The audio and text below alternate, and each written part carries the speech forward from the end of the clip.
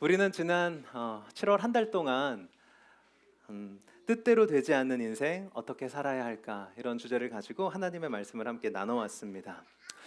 내 뜻대로 그리고 내 마음대로 되지 않는 인생에서 우리는 당혹감을 느낄 때가 많이 있습니다. 그런데 이런 당혹감은 우리들만 느끼는 것은 분명 아닙니다. 성경의 인물들도 이런 통제불능 같은 그렇게 흐르는 현실 앞에서 당황하는 이야기가 자주 등장합니다. 오늘 우리가 함께 생각해 보려고 하는 그 성경 속 인물은 바로 요셉입니다. 네, 요셉이에요. 그랬구나. 우리 지율이는 벌써 다 읽었대요. 요셉처럼 파란만장한 삶을 살았던 성경의 인물도 좀 드물 거라고 할 수 있을 것입니다. 요셉의 삶이 역경과 시련의 소용돌이 속에서 이렇게 발음이 막 꼬일 정도로 제가 지금 긴장을 하고 있습니다. 네. 역경과 시련의 소용돌이 속으로 들어가게 된 그 결정적인 계기는 요셉이 17살 때 꾸었던 그 꿈 때문입니다. 사실 이 꿈이라는 것은 요셉의 인생에서 중요한 변곡점마다 나타나서 요셉의 인생의 터닝 포인트가 되어주는 요셉 이야기의 매우 중요한 장치이기도 한데요. 오늘 우리가 그 말씀 속으로 좀 들어가 보도록 하겠습니다. 우리 창세기 37장 2절에서 11절까지의 말씀을 저와 여러분들이 한 절씩 번갈아서 읽고 마지막 11절은 같이 읽도록 하겠습니다. 제가 먼저 2절을 읽겠습니다. 야곱의 역사는 이러하다. 17살 된 소년 요셉이 아버지의 첩들인 빌하와 실바가 낳은 형들과 함께 양을 치는데 요셉은 형들의 허물을 아버지께 일러 바치곤 하였다.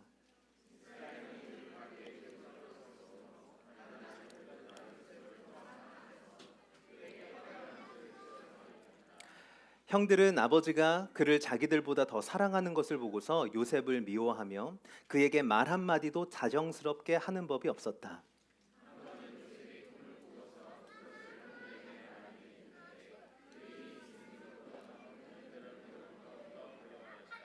요셉이 형들에게 말하였다. 내가 꾼 꿈은 이야기를 한번 들어보셔요.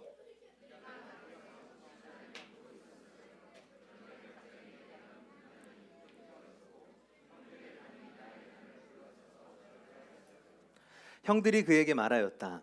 내가 우리의 왕이라도 될성 싶으냐? 정말로 내가 우리를 다스릴 참이냐? 형들은 그의 꿈과 그가 한 말 때문에 그를 더욱더 미워하였다.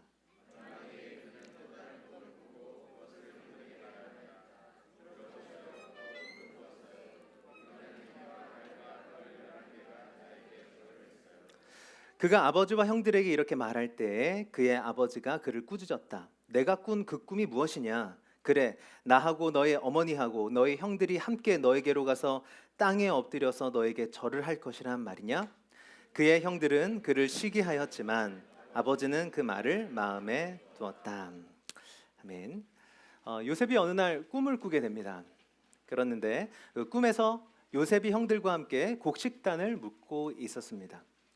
갑자기 요셉이 묶은 단이 우뚝 이렇게 일어서고 형들이 묶은 단은 요셉의 단에 둘러서서 절하는 그런 꿈을 꾸게 됩니다.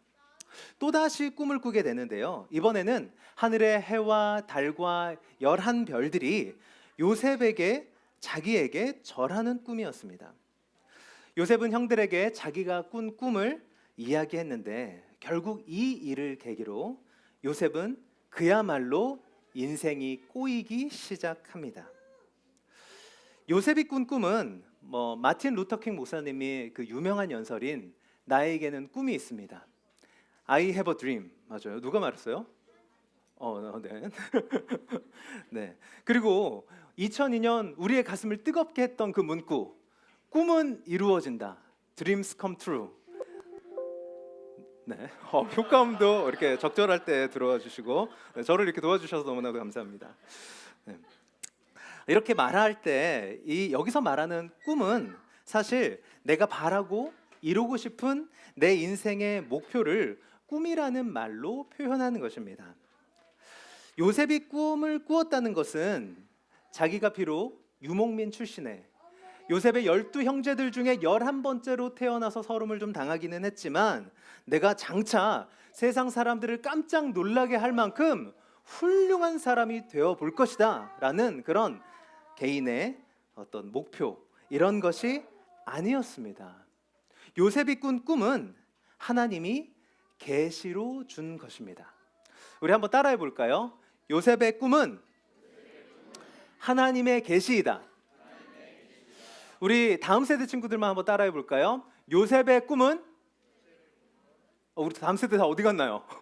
다시 한번 따라해 보겠습니다. 요셉의 꿈은 하나님의 계시이다. 네. 하나님께서 아브라함에게 나타나셔서 내가 장차 가나안 땅을 너에게 선물로 주겠다. 너에게 하늘의 해와 달, 하늘의 별과 같은 바닷가의 모래알 같은 수많은 자손을 허락해 줄 것이다 라고 아브라함에게 약속하셨던 것과 마찬가지로 하나님께서는 요셉에게 구두로 하지 아니하시고 꿈으로, 그림으로 약속을 계시해 주신 것입니다.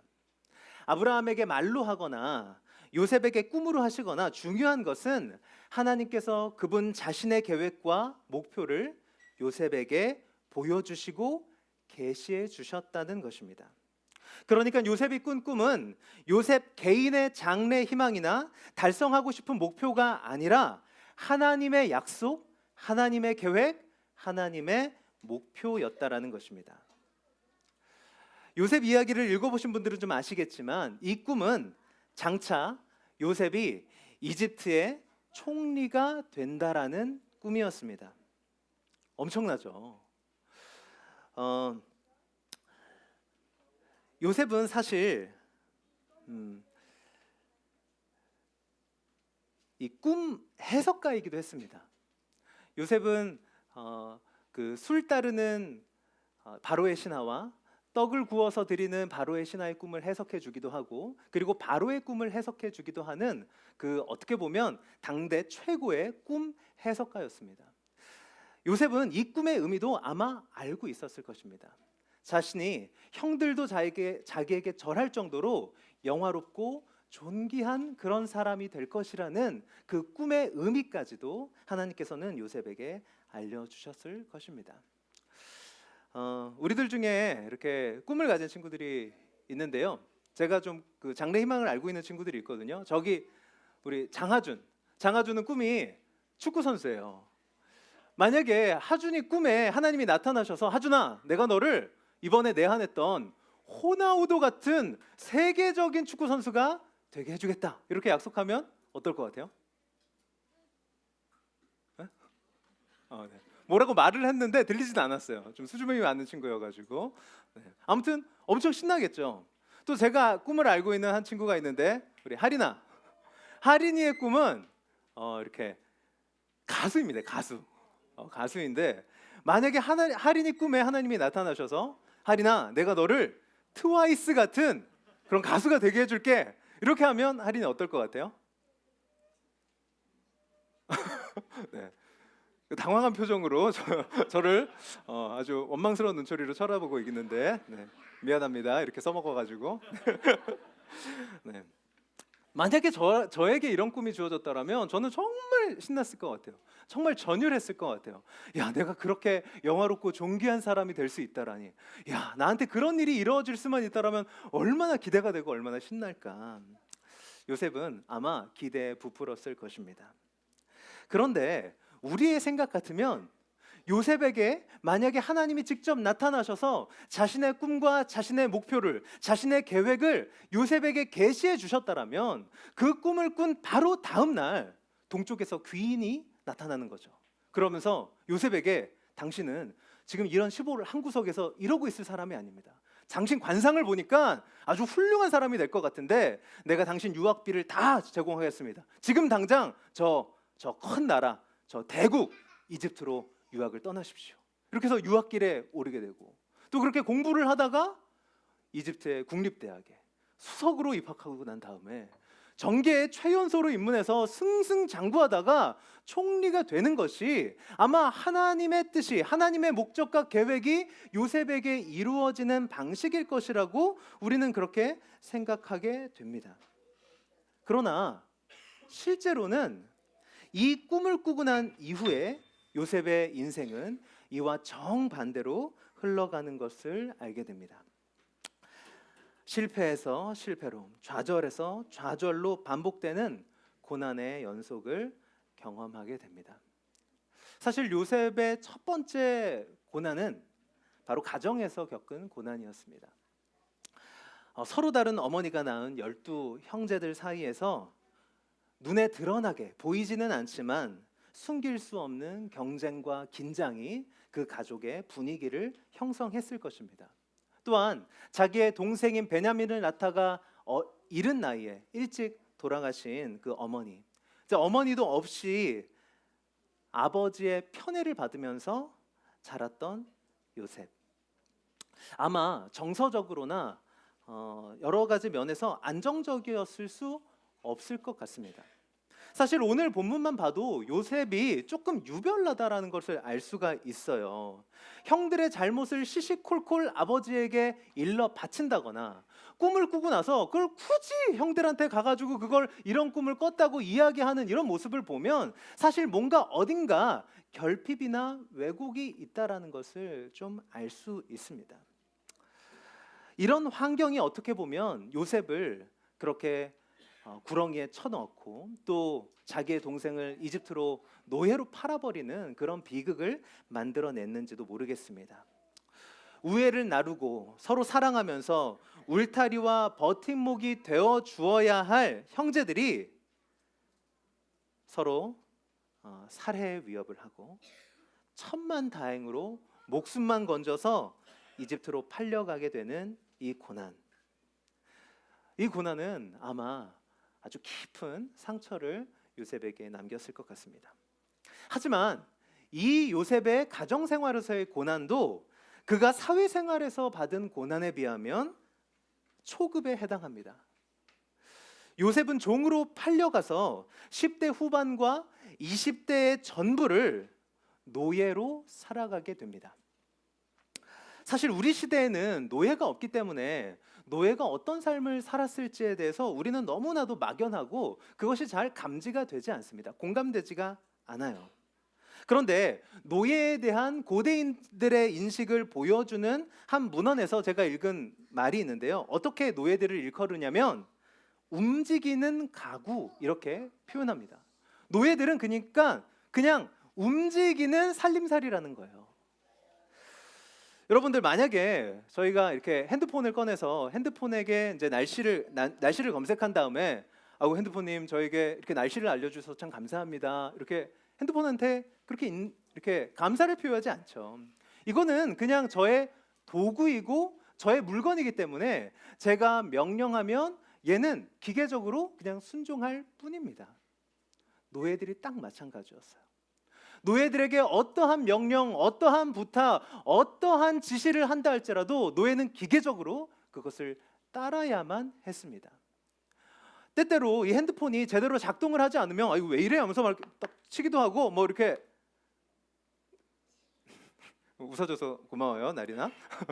이렇게 핸드폰을 뭐 이렇게 툭툭 치거나 이렇게 작동이 잘 되지 않는다는 이유로 이렇게 뭐 함부로 할 수도 있는데 노예도 마찬가지였어요. 자신의 뜻대로 자신이 원하는 대로 잘 움직이지 않는다라면 노예를 치거나 죽이거나 버리는 일은 너무나도 쉬운 일이었어요. 아무런 양심의 가책을 느끼지 않고도 할 수 있는 일이었다는 거예요. 우리가 마치 물건을 다루는 것처럼. 바로 이 요셉이 노예로 팔려간 것입니다. 이 노예로 사는 삶, 자신의 인격이 완전히 배제되고 그저 물건으로 취급받는 이 삶이 하나님께서 요셉에게 보여주신 꿈, 그가 영화롭고 존귀한 사람이 될 것이라는 이 꿈과 어떻게 어울릴 수 있을까요? 그런데 이러한 사회생활에서의 고난도 요셉이 겪은 감옥살이에 비하면 그저 중급 고난에 해당합니다. 요즘 사람들도 이렇게 죄를 짓고 어떻게든 감옥에 가지 않으려고 버팅기는 사람들을 많이 봐요. 막 무슨 이렇게 범죄 사실이 막 이렇게 계속 드러나는데도 불구하고 어떻게든 핑계를 대고 막 어떻게든 감옥에는 가지 않으려고 해서 법꾸라지라는 그런 별명까지 생길 만큼 이렇게 사람들이 감옥 가는 것은 참 싫어합니다. 왜 그러냐면 감옥에 가는 것은 너무나도 고통스럽기 때문이죠. 감옥에 간다는 것은 먼저 육체적인 자유를 박탈당하는 것입니다. 자유가 통제된다는 것이죠.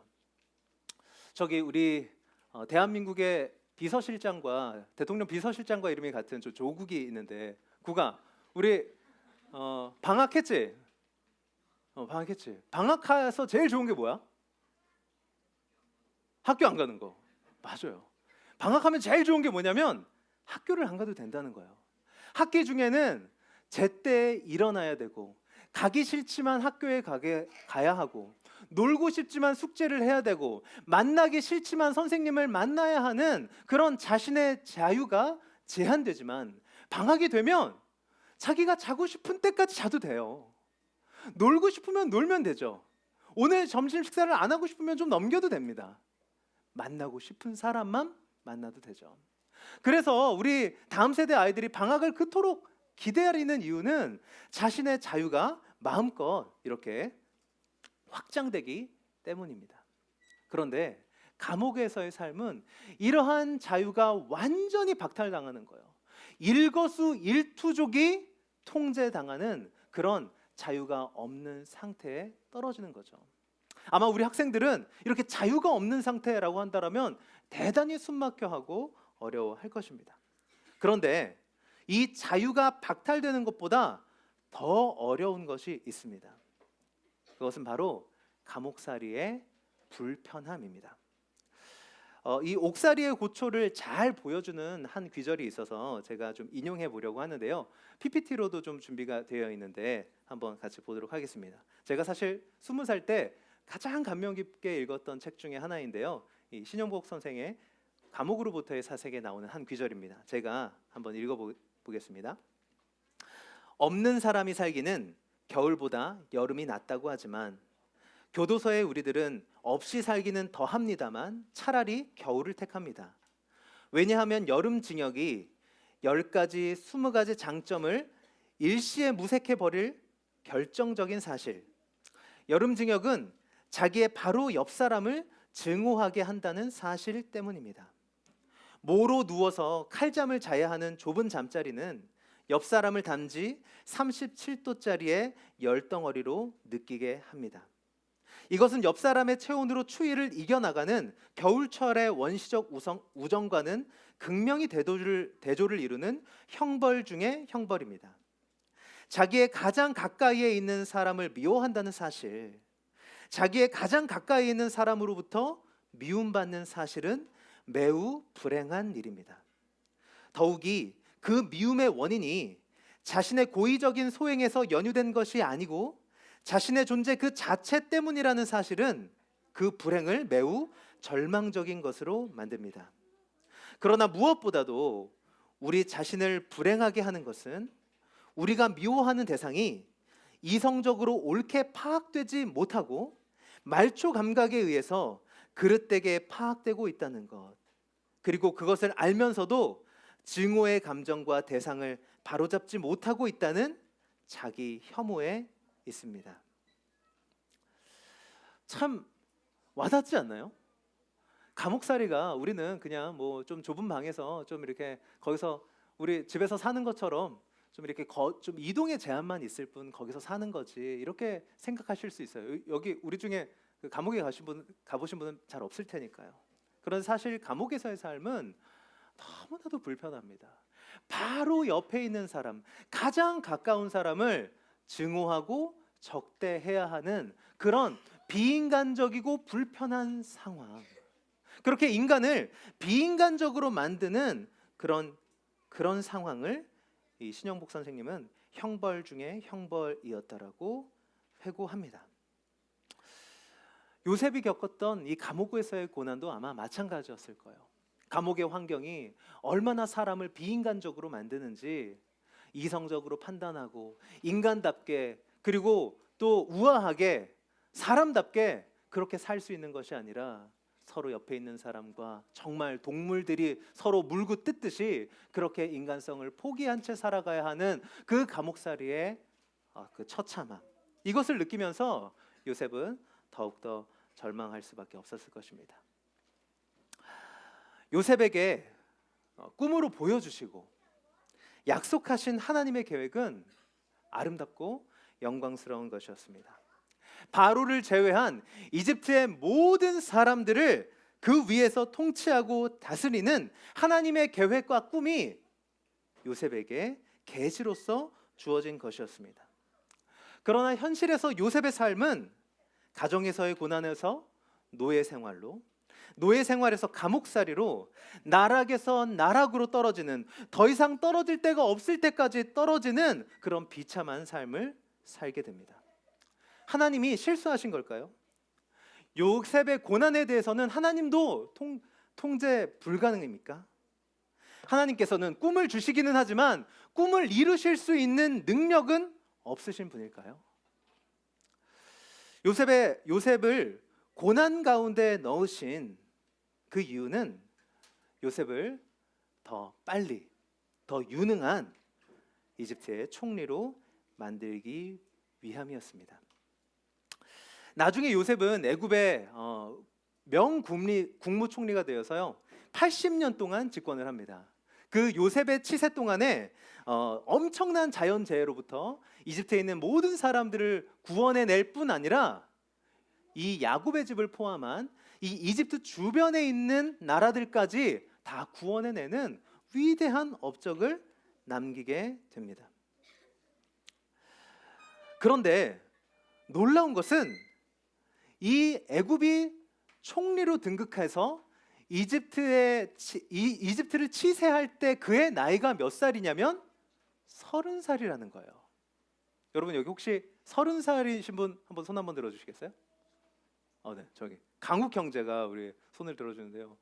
강욱 형제를 보면 할 수 있을 것 같아요. 우리나라의 국무총리가 된다 하더라도 그 경영을 잘 할 수 있을 것 같은데, 저는 아직 제 나이지만 저를 만약에 나라의 국정을 저한테 운영하라고 한다면 저는 뭔가 큰일이 날 것 같습니다. 공감하시는 눈초리네요. 네. 요셉이 고작 향년 이 약관 정말 30세의 나이에 이집트라는 거대 제국을 이렇게 구원해내고 그 이집트 주변까지 살릴 수 있는 정말 아프리카와 중동의 구세주가 될 수 있었던 이유는 바로 하나님께서 그를 특별하게 훈련하셨기 때문입니다.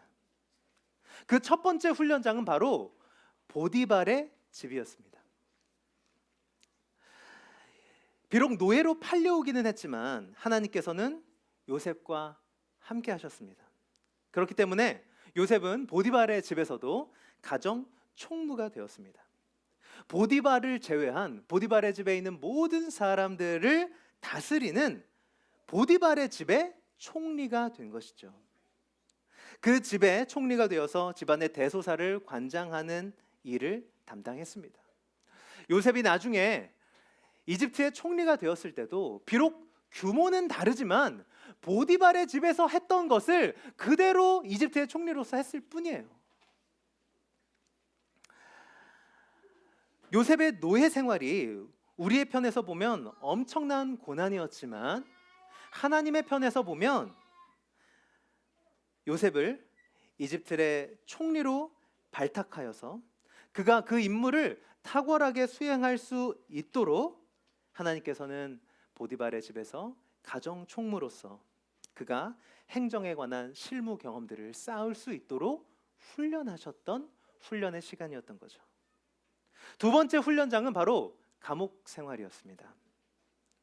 감옥에서도 하나님은 요셉과 함께 하셨습니다. 그래서 감옥에서도 요셉은 간수장을 제외한 모든 수감자들을 관리하고 다스리는 감옥의 2인자가 돼요. 정치에는 신동이 없다는 말이 있습니다. 이 정치는 타고난 사람이 없다라는 말이죠. 힘과 힘이 충돌하는 그 틈바구니 속에서 산전수전을 다 겪어낸 사람이야말로 인간 내면에 대해서 알고, 그리고 동물적인 감각이 생겨서 정치를 잘할 수 있는 것이지, 무엇인가 타고난 재능 때문에 혹은 책상머리에서 배운 지식을 가지고 정치를 할 수 없다는 말을 비유적으로 하는 말입니다. 그런데 인간을 공부하기 위해서, 그리고 사회를 공부하기 위해서 가장 좋은 학원이 어디이냐면 바로 감옥이라는 곳이에요. 여러분, 옆 사람들 혹시 한번 이렇게 돌아보시겠어요? 옆에 있는 분이 뭐 집에 있는 분, 집에서 만나시는 분이라면 좀 잘 아시겠지만, 일주일에 한 번씩 교회에서 만나는 분이라고 한다면 우리는 그분에 대해서 사실 잘 알기가 어렵습니다. 좀 몇 년, 수십 년 이렇게 같이 교회에서 살다 보면 어느 정도 그 사람의 성품과 성향과 이런 것들을 알기는 하지만, 사실 그 사람의 내면의 깊숙한 곳까지 알기가 어렵죠. 그런데 만약에 감옥에서 24시간 동안 365일 함께 보내면서 어떤 것도 숨길 수 없는 그 감옥살이, 그 셀 안에서 함께 지내고 있다라면 인간의 가장 밑바닥까지 보게 되는 것입니다. 인간 내면을 가장 적나라하게 볼 수 있는 장소가 바로 감옥이었던 거죠. 또 동시에 이 감옥은 좀 특별한 감옥이었어요. 이집트의 고관 대작들도 모이는, 그런 정치범들도 모일 수 있는 그런 독특한 감옥이었습니다. 이 각계각층의 인사들이 모여 있는 이 감옥을 통해서 요셉은 앉은 자리에서 이집트 전체에서 이루어지고 있는 다양한 이슈들에 대한 정보와 입장들을 이 감옥소 안에서 혼자 다 취합할 수 있었던 거죠.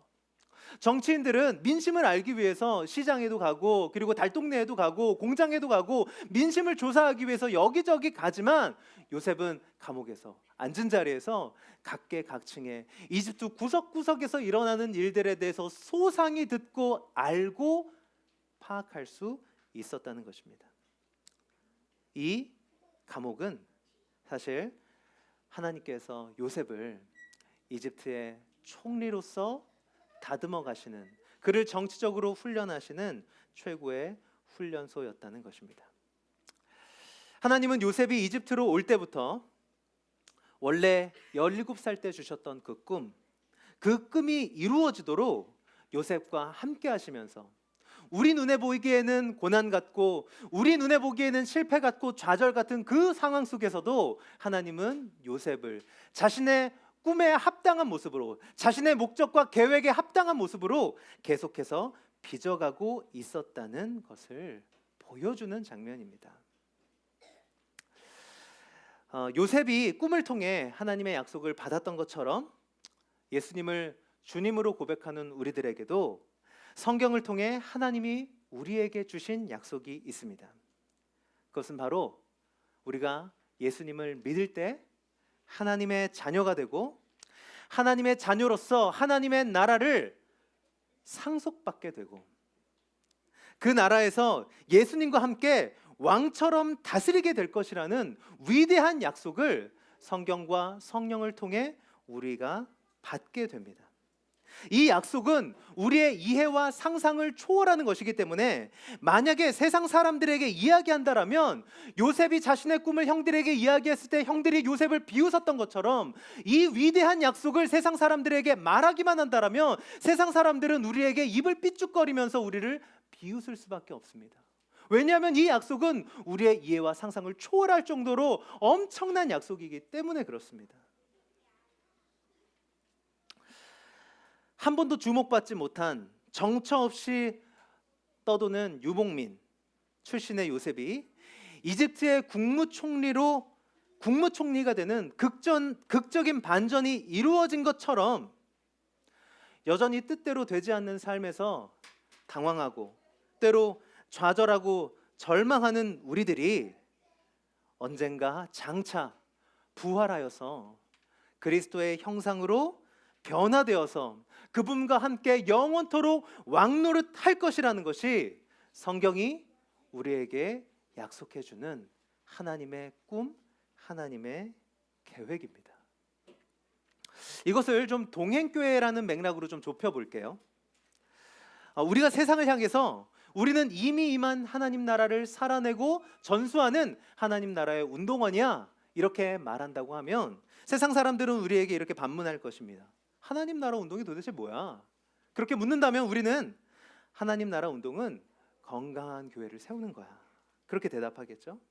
그러면은 건강한 교회를 세운다는 건 도대체 뭐야? 라고 질문할 때 예수님이 나를 사랑하신 것처럼 나 또한 한 사람을 사랑하고 세우는 것, 그것이 바로 건강한 교회를 세우는 거야, 이렇게 대답할 수 있겠죠. 이렇게 대답한다라면 세상 사람들은 고작 한 사람을 사랑하는 것으로서 더 이상 고통도 없고 눈물도 없고 슬픔도 없고 곡하는 것이나 죽는 것이 없는, 사망이 없는 영원한 하나님의 나라가 임하게 될 것이라는 것을 아마 상상할 수 없을 것입니다. 우리의 그러한 작은 노력, 한 사람을 사랑하는 그런 작은 노력으로 하나님의 나라가 우리들 가운데 임하고 완성될 것이라는 우리의 이야기, 우리의 비전을 사람들은 보면 비웃을 것이고 순진하기 짝이 없다라고 우리를 놀릴지도 모르겠습니다. 그러나 이 비전은, 이 꿈은 우리가 세운 것이 아니라 하나님의 비전, 하나님이 예수 그리스도를 통해 그리고 성경과 성령을 통해 우리에게 약속해 주신 하나님의 목표, 하나님의 꿈이라는 것을 기억하시기 바랍니다. 요셉이 17살 때 꾸었던 그 꿈이 요셉 나이 30살에 구체적으로 이루어진 것처럼 예수 그리스도를 통해 성경과 성령을 통해 우리에게 약속하시고 그 약속의 보증으로서 성령을 보내주신 이 하나님의 약속은 반드시 이루어질 것을 믿습니다. 하나님의 나라가 지금 우리 가운데도 임하고 있으며 지금 우리 가운데서도 흥왕하고 있으며 장차 주님께서 다시 오시는 날 우리가 부활의 몸을 입고 예수 그리스도와 함께 왕처럼 다스리게 될 하나님의 나라가, 새하늘과 새 땅이 우리들 가운데 이루어질 것을 진심으로 믿으실 수 있기를 바랍니다. 요셉이 그 꿈을 믿었던 것처럼, 비록 형들은 비웃을지라 할지라도 그 꿈을 믿었던 것처럼 성경과 성령을 통해 우리에게 확증해 주시고 보증해 주신 이 하나님의 꿈, 하나님의 약속을 믿으실 수 있는 저와 여러분들이 되기를 바랍니다. 그런데 그때가 오기까지 우리의 삶은 영광에서 영광, 승리에서 승리로 이어져 가는 그런 삶이 아닐 수 있다는 거예요. 가정교회 모임을 하기만 하면 막 성령이 임하셔가지고 그 안에서 막 사귐의 기쁨이 충만하고 서로를 향한 진실한 사랑이 넘쳐나고, 그래서 정말 서로의 어려움을 덮어주고 약점을 덮어주고 서로 사랑하면서 그렇게 풍성한 교제가 날마다 누려지면 감사하지만, 때때로 가정교회에서 긴장이 높아지고 갈등이 심화돼서 결국 깨어지는 일들도 일어날 수 있을 거라는 거예요. 이것이 비록 하나님의 비전이고 하나님의 꿈이기는 하지만 우리의 현실 속에서는 가정교회에서 긴장이 높아지고 갈등이 생겨서 깨어지는 일들도 실제로 일어날 수 있다는 것이죠. 또한 우리가 하나님 나라의 가치를 받아들여서 이 세상 가치, 저 꼭대기에 올라간 사람만이 독식하고 지배하는 이 세상의 질서를 따르지 않고 섬기고 사랑하는 삶, 예수님이 우리에게 보여주셨던 그 십자가의 길을 걸으려고 할 때 세상 사람들은 우리에게 박수 쳐주고 갈채를 보내고 존경을 표하는 것이 아니라 우리를 루저라고 비웃을 일이, 그럴 공산이 훨씬 더 크다는 것입니다. 요셉의 꿈이 이루어지기까지 실패해서 실패가 이어졌던 것처럼 하나님의 약속과 하나님의 꿈과 하나님의 뜻이 우리 아들 가운데 이루어지는 데에 그런 실패와 좌절이 있을 수 있다는 것입니다. 그러나 요셉이 그랬던 것처럼 하나님의 약속을, 하나님의 꿈이 이루어질 것을 믿으면서 계속해서 도전하고 또 도전하고 묵묵히 끝까지 그 삶을 살아내는 것, 그것이 바로 뜻대로 되지 않는 인생을 살아내는 우리 믿는 사람들의 지혜가 아닐까라고 저는 그렇게 믿습니다. 모든 것이 형통하고 승승장구할 때 하나님의 약속을 믿는 것이란 어렵지 않습니다. 그것이 진짜 하나님의 뜻이 막 이루어지고 있는 것 같으니까요. 그런데 역경과 시련 앞에 서게 될 때 하나님의 약속이 이루어질 것이라고 믿고 고백하는 것은 보통 어려운 일이 아닙니다. 그렇게 우리의 신앙의 선배들은 신앙의 최고봉을 일컬어서 무엇이라고 했냐면 인내라고 이야기해 왔습니다. 고난은 장차 우리가 그리스도의 형상을 본받기에 적합한 인격으로 우리를 다듬어 가시는 하나님의 지혜입니다. 마치 금이 풀무불 속에서 순도 100%짜리 금으로 단련되듯이 신자도 고난이란 풀무를 통해 순도 100%짜리 진실한 하나님의 형상으로 빚어져 가게 되는 것이죠. 혹시 여러분들 중에 좀 고난을 겪고 있는 분들에게는 이 요셉의 꿈이 그리고 하나님의 꿈이 여러분들에게 위로가 되고 소망이 되기를 축복합니다. 또한 우리 주변에 이런 어려움을 겪고 있는 사람들이 있다면 우리가 마땅히 해줘야 할 일은 그의 삶의 가치를, 그의 믿음의 고백의 가치를 읽어주는 거죠. 그래, 우리에게는 하나님이 예수 그리스도 안에서 성경과 성령을 통해 우리에게 주신 꿈이 있지. 하나님의 목적이 있지. 그것은 비록 더딜지라도 반드시 이루어질 것이지. 그래, 그렇게 사는 게 맞아. 그런 고백을 드리는 게 맞아. 그런 걸음을 걷고 있는 게 너무 자랑스러워 라고 인정해주고 읽어주고 해석해주는 주변 동료들이 꼭 필요하다는 거예요. 외로운 싸움을 싸우고 있지 않다라는 것을 알려줄 수 있는, 손잡고 걸어가고 있는 동료들이 주변에 있다는 사실을 꼭 알려주시길 바랍니다. 아니, 나도 고난 겪는데 너도 고난 겪는 거지, 이렇게 그냥 넘겨짚는 게 아니라 정말 함께 이 고난의 길을 지나가는 그런 가족으로서의 역할을 감당해 주시기를 바랍니다. 이제 말씀을 맺으려고 하는데요, 우리 로마서 5장 2절에서 5절까지의 말씀을 제가 읽고 말씀을 맺도록 하겠습니다. 우리는 또한 그리스도로 말미암아 지금 서 있는 이 은혜의 자리에 믿음으로 나오게 되었으며 하나님의 영광에 이르게 될 소망을 품고 자랑을 합니다. 그뿐만 아니라 우리는 환난을 자랑합니다. 우리가 알기로 환난은 인내력을 낳고, 인내력은 단련된 인격을 낳고, 단련된 인격은 희망을 낳는 줄을 알고 있기 때문입니다. 이 희망은 우리를 실망시키지 않습니다. 하나님께서 우리에게 주신 성령을 통하여 그의 사랑을 우리 마음속에 부어주셨기 때문입니다. 아멘. 우리 잠시 1분 동안 침묵하면서 하나님이 나에게 주신 메시지를 좀 귀 기울여 듣는 그런 기도의 시간을 갖도록 하겠습니다.